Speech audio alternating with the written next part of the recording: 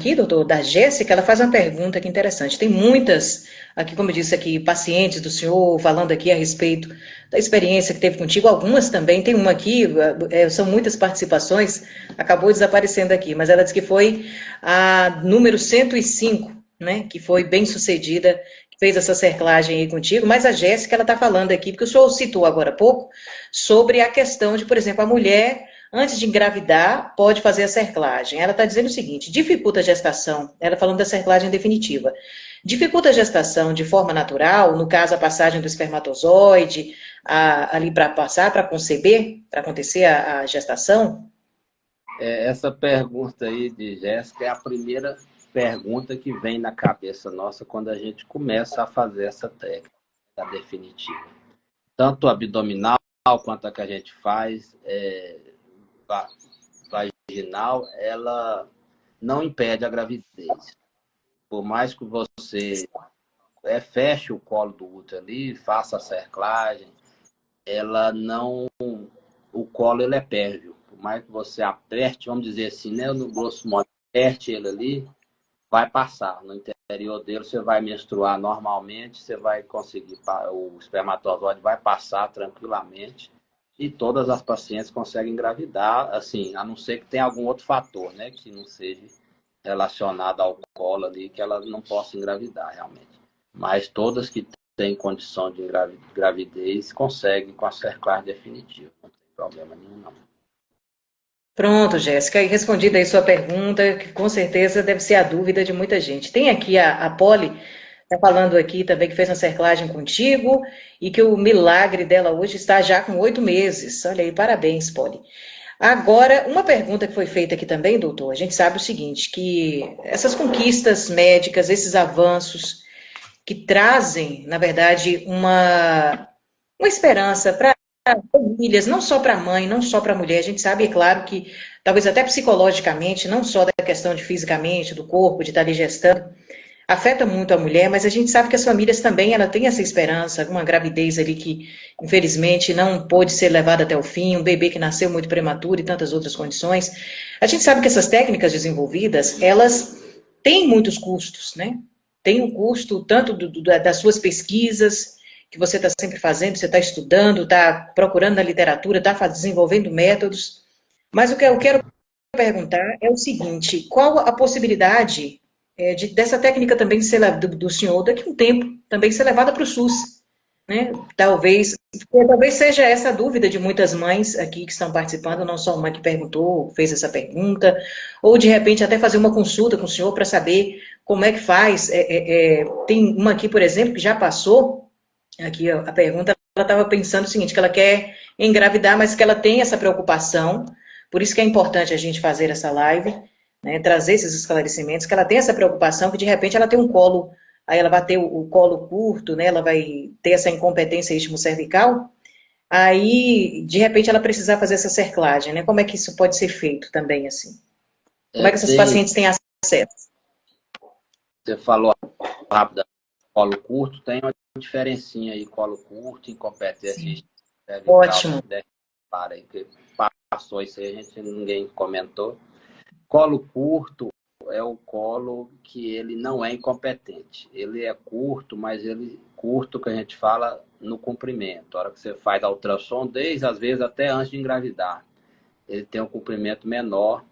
Durante a gravidez, ele pode diminuir na ultrassom morfológica do segundo, no meio da gravidez ali, do segundo trimestre ali, 22 semanas que você detecta esse colo curto. Ele encurta durante a gravidez, mas ele não abre. Ele vai gerar um parto prematuro. Ele pode gerar um parto prematuro aí acima de 30 semanas, mas é diferente da incompetência. A incompetência é o colo que realmente ele tem um comprimento normal. Você mede ele antes da gravidez, no início da gravidez é super normal. De repente, aí nessa faixa, maioria nessa faixa de 18 a 20 semanas, ele abre, não segura a gravidez, mesmo o comprimento dele estando normal. Então é diferente. No colo curto, você não faz cerclagem, não tem indicação de fazer cerclagem. É só na incompetência cervical. O custo dessas técnicas, ele, assim, ele aumenta à medida que você introduz coisas de alto custo, né? Por exemplo, se você fizer a cerclagem introduzindo vídeo, o custo é muito maior. Se você fizer a cerclagem de cirurgia robótica, o custo é muito maior. Então, é outra vantagem da nossa técnica. Não tem um custo alto, elevado como essas outras, porque a gente não utiliza além da experiência ali, né, na cirurgia vaginal, que a gente já traz aí uma bagagem de 23 anos aí de cirurgia já. Então, a gente não tem um custo de material alto. Então, é um custo profissional, realmente, de hospital, dentro aí da normalidade de qualquer outra cirurgia comum. Isso é possível realizar? É possível realizar. Né? A gente não consegue assim, realizar em larga escala, de forma eletiva, mas a incidência tão grande do problema da incompetência, ela é trazida como 5%, em torno de 4% a 5% das gestações. Ou seja, aliás, em torno de 4 a 5 em 1.000 gestações, ou seja, é 0,5%, mais ou menos uma gravidez a cada 200 vai ter a incompetência. É muito, porque né, é muito. Você vai ver isso aí. E eu acho que hoje está um pouco maior. A gente tem observado isso na prática aí ocorrendo, já não sabe ainda os fatores que estão levando esse aumento, não. Mas, por exemplo, faço hoje, voltei a fazer 2 plantões de maternidade na pública aqui, e todos os plantões que eu estava teve incompetência. E não teve plantão de ter duas, teve plantão de ter duas, três já. Em 2 meses que eu voltei a fazer esse plantão, todos os plantões tiveram. Então, é um caso da incidência alta e é possível. A gente está. Então, a gente, né, não vai deixar de fazer ali. Claro que a gente não vai, talvez não consiga, né, o mesmo material, algumas vezes, o mesmo fio que a gente gosta de utilizar, mas é possível, a gente consegue realizar pelo SUS. A gente não consegue fazer em larga escala, mas né, em situações emergenciais a gente acaba que consegue sim. Tá? Mas Agora, é importante, pode falar. o custo ele é muito ligado a isso, ao equipamento, entendeu? Não é só né, o custo profissional. Né? Então, a nossa tem essa vantagem também, que ela basicamente é o custo profissional nosso. Doutor, agora uma coisa que é preciso levar em consideração e que a gente abordou ainda de forma discreta aqui, que é a importância da gestante de estar fazendo um acompanhamento com um profissional especializado, um profissional que tem essas expertises, né, que não basta apenas, a gente sabe que existe talvez uma certa dificuldade, a questão do acesso pelo SUS, a gente sabe que o SUS é importante, mas é sempre fundamental você fazer um pré-natal muito bem acompanhado. Né? Você está conversando sempre com seu médico, esclarecendo as suas dúvidas, e a depender, fazer esses tipos de exames também. A gente observa, Cristiano, no país todo, não é. No país não, no mundo, né? Não é só o Brasil, não.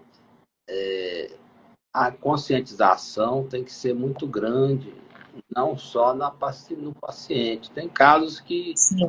os médicos profissionais têm muito grande e basicamente teria que conscientizar o paciente a procurar.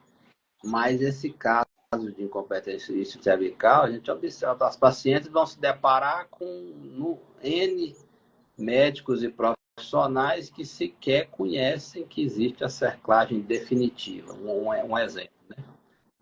Vai achar aquilo assim que nunca ouviu falar. Várias vezes a gente ouve isso. Então, a gente recebe ligações, como é que faz para tirar o fio, se tira, né? Não tem conhecimento realmente pouco entre os profissionais. Então, parte de uma conscientização entre profissional e não só do paciente. Realmente é uma patologia que carece de muita informação. É o que mas carece aí. Na verdade, a paciente, é claro que ela tem que procurar o pré-natal, ela tem quanto antes, né?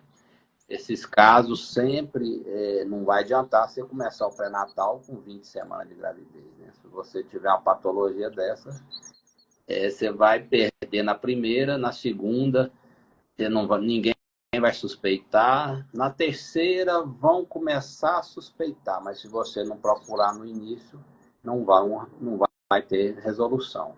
Então, é importante a paciente, sem dúvida nenhuma, né, procurar desde o início. E a parte dela ela tem que ter essa consciência e tem que procurar o atendimento. A parte de nós, profissionais, realmente é tentar divulgar aí, não só entre as pacientes, mas também entre os profissionais. Eu acredito que aqui na cidade, muita gente já, e muitos profissionais realmente já se conscientizou mais, só pela história nossa, né, de trabalho com isso, de divulgação em todos os hospitais, praticamente a gente atua, né, em praticamente todas as maternidades, nós já fizemos algum desses procedimentos nossos, os colegas já conheceram as pacientes que fizeram, as pacientes retornam, né, às vezes são de outros colegas e fazem com a gente, retorna para eles, então eles passam a ter até sem querer, né? Mesmo que você não vai buscar, se a informação chega para você, se tem uma pessoa, se tem um serviço naquela cidade, né? Falando sempre sobre esse problema.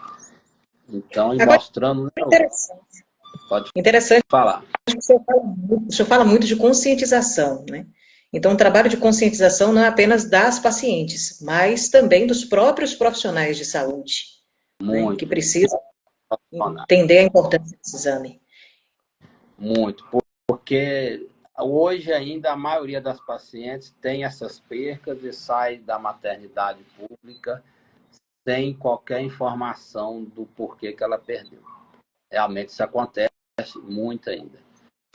Então, o profissional perdeu a oportunidade ali, não precisava, né, às vezes ali, nem de ter feito procedimento para tentar salvar ou isso ou aquilo, mas se ele conscientizasse ela do problema ali, na outra gestação ela já teria um norte ali, né, pelo menos uma luz para procurar um auxílio ali, né?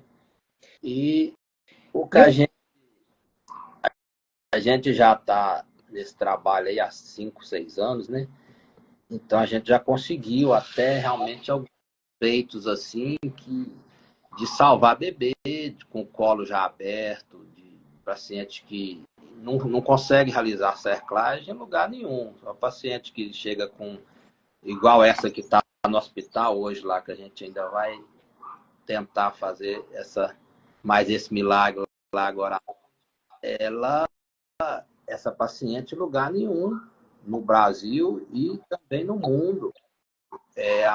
Vamos dizer que praticamente todos os profissionais não iriam tentar fazer nada, fazer essa cerclagem numa situação dessa, onde o colo já abriu. E devido realmente ao trabalho nosso, a gente, né, tentar algo diferente, nós conseguimos já, pelo menos aí, eu contabilizei aqui 5 casos assim, de pacientes que em perda iminente, com o colo dilatado. A gente não segurou a gravidez até o final, claro, mas conseguiu que o neném ficasse viável, né? Conseguimos paciente que foi de 22 semanas até 30 semanas, até 32. Então, é uma situação onde não tem recurso em lugar nenhum e a gente está vendo que é possível. Realmente, quando você aprimora muito ali o procedimento, você consegue associar com pessário também. Não falamos em pessário aqui, mas é um outro dispositivo que a gente usa para segurar o colo do útero. Às vezes a gente associa ele com a cerclagem, faz a cerclagem primeiro e coloca esse pessário depois. Então são formas que a gente vai desenvolvendo que é possível salvar até esses bebês que antes era impossível, né? E uma coisa que o senhor falou também que me chamou muita atenção é essa parceria entre os próprios profissionais de saúde. Quando necessariamente